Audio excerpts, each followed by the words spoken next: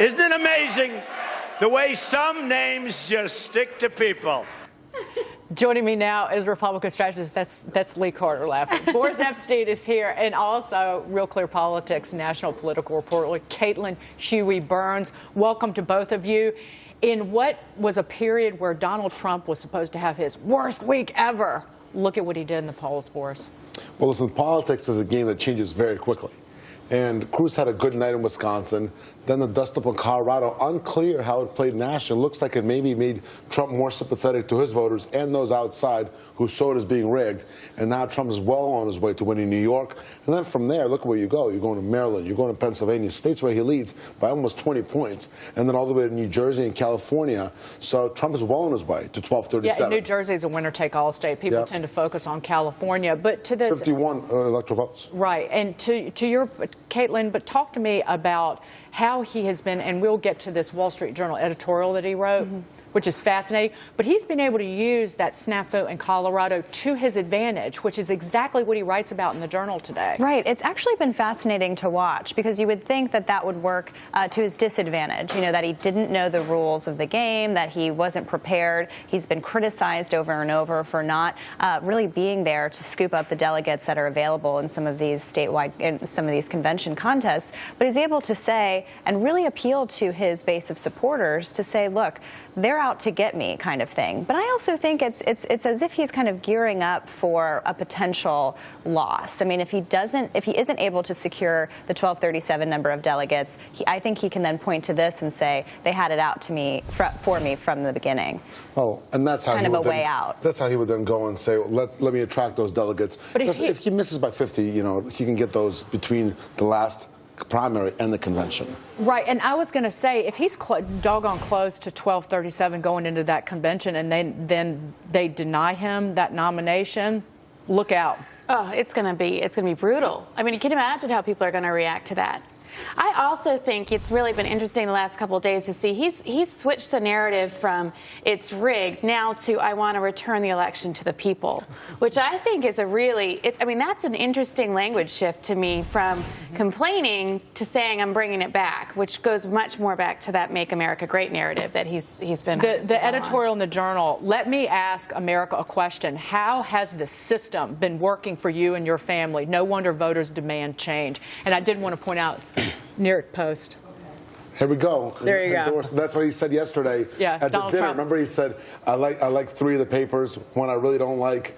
He said, well, the New York Daily News endorsed Kasich because they're anti-Trump, and then they also endorsed Hillary Clinton. But the Daily News lately has been like Pravda, quite frankly. Oh, completely in the tank for the left, yeah, right? Exactly. Well, although I would say the Daily News has had a huge effect on the Democratic primary with this scathing interview with Bernie Sanders. Which, well, let's get to that, okay? Because there was a hot debate, and Caitlin was at the Democratic debate last night to the other side of the aisle. Bernie Sanders gaining on Hillary Clinton in the latest Fox News poll. Clinton has 48% of the vote, down from 55% last month. Sanders sits at 46%. The decline for Clinton comes from women, with support falling 11%, while Sanders was up 9%. Does Secretary Clinton have the experience and the intelligence to be a president? Of course she does. But I do question her judgment. I question a judgment which voted for the war in Iraq, the worst foreign policy blunder in the history of this country. Now that the spotlight is pretty bright here in New York, some things have been said, and Senator Sanders did call me unqualified. I've been called a lot of things in my life. That was a first. Caitlin, you were there. Who won it? Because being in that audience is a better indication even than watching it on television. Sure. Well, it depends on what each of their goals were, right? Hillary Clinton definitely wants to halt Sanders' momentum. He's won the last several contests.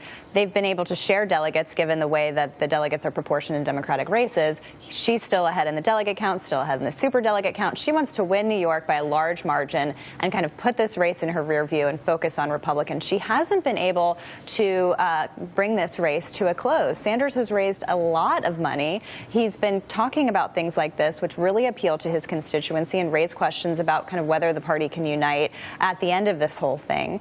And so Sanders, I don't think this debate is going to change the outcome of the New York race. I do think that Hillary Clinton will probably win New York. But if she doesn't, that will be a humongous blow to her campaign and kind of the psyche, going forward. A lot of the back and forth was about things that we had heard before. They argued about the minimum wage. They argued about her releasing her speeches to Goldman Sachs and the like.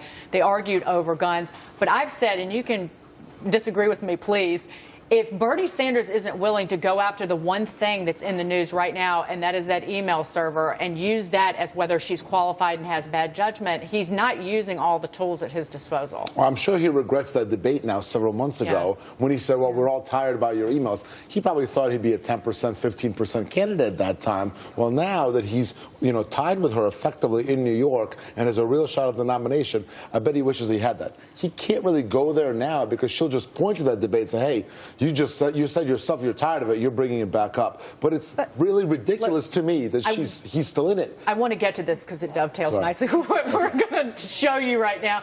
Guys, I want you to take a look at this. A GOP super PAC taking aim at Clinton, calling her the new Nixon. What I have stated from the beginning to be the truth has been the truth. I want people to understand what the truth is. I am confident the American people will come to realize I have not violated the trust. I am confident that by the end of this campaign, people will know they can trust me. The entire story is there. I turned over everything I was obligated to turn over. I want the facts out. I want those emails out. I'm sorry. I just hope I haven't let you down. I'm sorry about that. I take responsibility.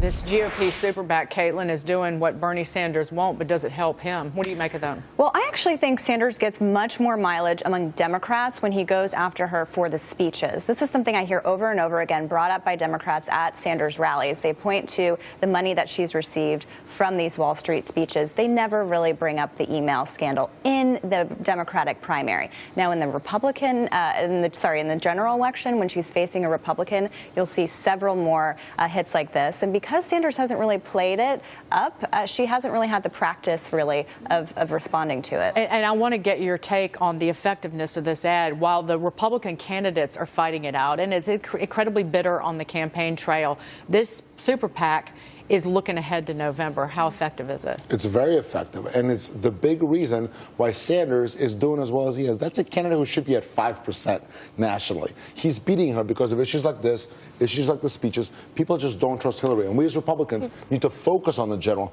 and keep putting ads out like that, and then Donald Trump will be the president because he'll be the nominee. Really quickly. And the reason that these emails aren't getting play on that much play on the Democratic side is because the Republican side is so chaotic, and there is no clear end. So that's been to the Democrats' advantage for sure, and they would hope for that race to continue. I'm going to give you the final word, Lee, because I know you want to get in here. I could see you. Yeah. It's like, Nixon?